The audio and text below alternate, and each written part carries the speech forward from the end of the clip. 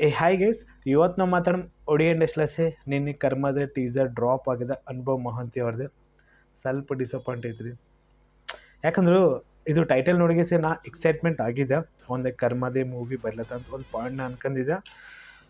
ನಿನ್ನೆ ನಮ್ಮ ವಿಲೇಜ್ಗೆ ಹೋದ್ಮೇಲೂ ಅದು ಮೂವಿ ಬಗ್ಗೆ ಅಪ್ಡೇಟ್ ನಿಮಗೆ ಕೊಟ್ಟಿದ್ದೇನೆ.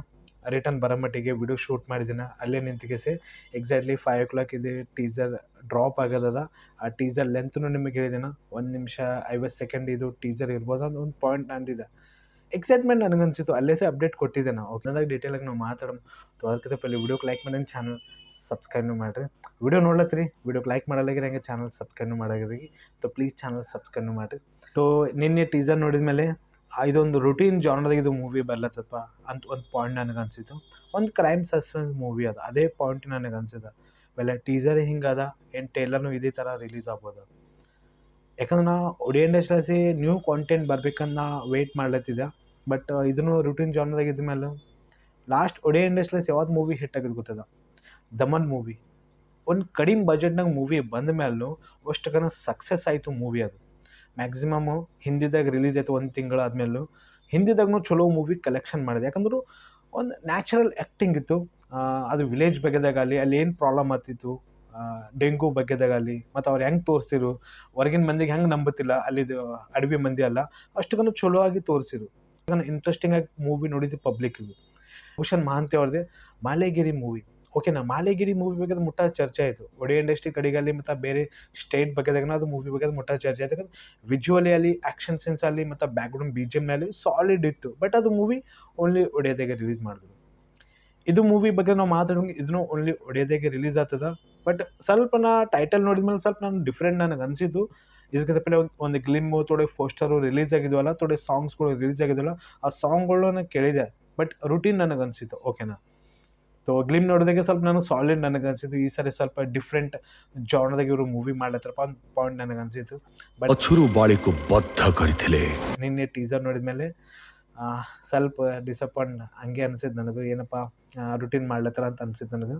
ರೀಸೆಂಟ್ಲಿ ಒಡಿಯಾ ಇಂಡಸ್ಟ್ರೀಸಿ ಸಿದ್ಧಾರ್ಥ್ ಮಹಾಪಾತ್ರ ಅವ್ರದ್ದೇ ಒಂದು ಟೀಸರ್ ಡ್ರಾಪ್ ಆಗಿತ್ತು. ಅದು ಟೀಸರ್ ಎಷ್ಟು ಸಾಲಿಡ್ ಇತ್ತು ಗೊತ್ತದ?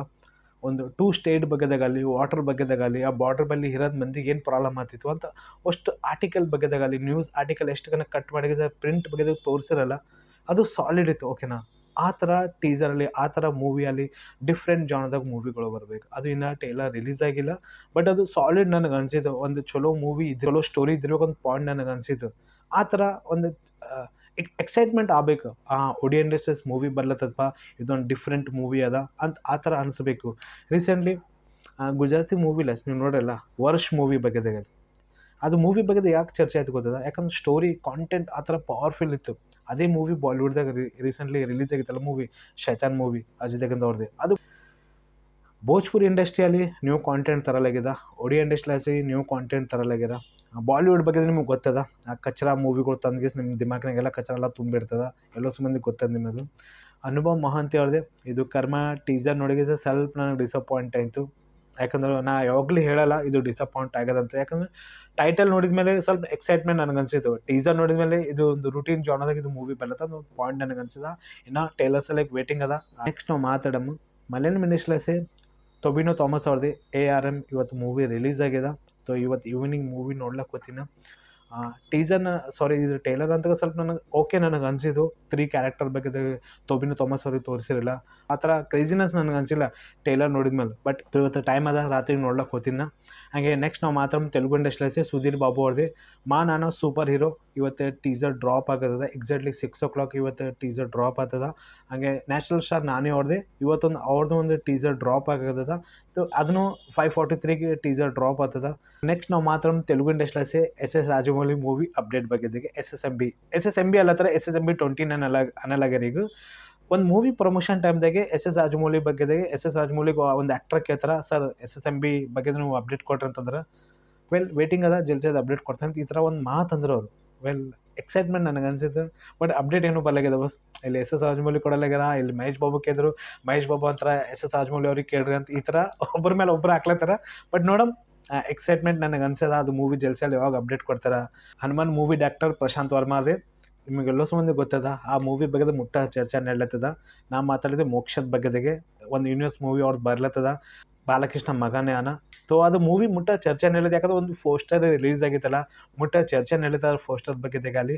ಬಟ್ ಯಾವಾಗ ಅನೌನ್ಸ್ಮೆಂಟ್ ಕೊಡ್ತಾರ, ಇಲ್ಲಿ ಸಿಂಬಾ ಅನೌನ್ಸ್ಮೆಂಟ್ ಅಂತ ಕೊಟ್ಟಾರ, ಬಟ್ ವೇಟಿಂಗ್ ಅದ. ಈ ಮೂವಿ ಪೂಜಾ ಸೆರೆಮನಿ ಆಗ್ತದಲ್ಲ ಅವಾಗ ಗೊತ್ತಾಗ್ತದೆ ಥೋಡೆ ಪೋಸ್ಟರ್ ಮತ್ತು ವಿಡಿಯೋ ಬಂದಮೇಲೆ ಇದು ಮೂವಿ ಏನಿರ್ಬೋದು ಅಂತ. ಸೊ ಇದೊಂದು ಯೂನಿವರ್ಸೇ ಪಾರ್ಟ್ ಆಗದ. ಜೈ ಹನುಮಾನ್ ಮೂವಿ ಬರೋದದ. ಏನು ಜೈ ಹನುಮಾನ್ ಮೂವಿ ಪೈಲೆ ಬರ್ತದ, ಏನು ಮೋಕ್ಷ ಸಂಘಟನೆ ಫಸ್ಟ್ ಮೂವಿ ಇದು ಬರ್ಬೋದ, ಯಾಕಂದ್ರೆ ಅದಿರ ಮೂವಿನೂ ಬರೋದದ. ಲಾಸ್ಟ್ ಅಪ್ಡೇಟ್ ಇದೆ. ಬಟ್ ನೀವು ಕರ್ಮ ಟೀಸರ್ ನೋಡಿಗಿಸಿ ನಿಮಗೆ ಹೆಂಗೆ ಅನ್ಸಿದ ಕಾಮೆಂಟ್ ಮಾಡಿ ಹೇಳ್ರಿ. ಹಾಗೆ ವಿಡಿಯೋಕ್ಕೆ ಲೈಕ್ ಮಾಡಿ, ಚಾನಲ್ ಸಬ್ಸ್ಕ್ರೈಬ್ ಮಾಡಿ. Take care and bye bye.